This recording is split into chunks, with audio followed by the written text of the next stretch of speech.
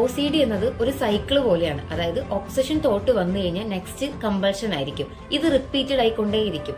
Obsession thought എന്ന് പറയുമ്പോൾ നമ്മുടെ ഹാൻഡ് ക്ലീൻ അല്ലാന്ന് തോന്നുകയാണെന്നുണ്ടെങ്കിൽ ഉടനെ കമ്പൾഷൻ ആയിരിക്കും. എന്ത് ചെയ്യണം? ഹാൻഡ് വാഷ് ചെയ്യണം.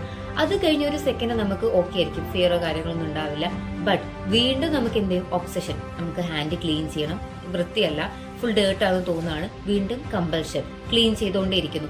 ഈ തോട്ട് റിപ്പീറ്റഡ് ആയിക്കൊണ്ടേയിരിക്കും. ഒബ്സഷൻ എന്നതൊരു നോർമൽ തോട്ട് അല്ല, അൺകൺട്രോളബിൾ ആയിരിക്കും. അതുപോലെ തന്നെ റിപ്പീറ്റഡ് തോട്ട്സ് ആയിരിക്കും നമ്മുടെ മൈൻഡിൽ വന്നുകൊണ്ടിരിക്കുക. എക്സാമ്പിൾ പറയുകയാണെന്നുണ്ടെങ്കിൽ നമ്മൾ ഡോർ ലോക്ക് ചെയ്തൊന്ന് റിപ്പീറ്റഡ് ആയിട്ട് തിങ്ക് ചെയ്തുകൊണ്ടേയിരിക്കുക, അല്ലെങ്കിൽ റീചെക്ക് ചെയ്തുകൊണ്ടിരിക്കുക.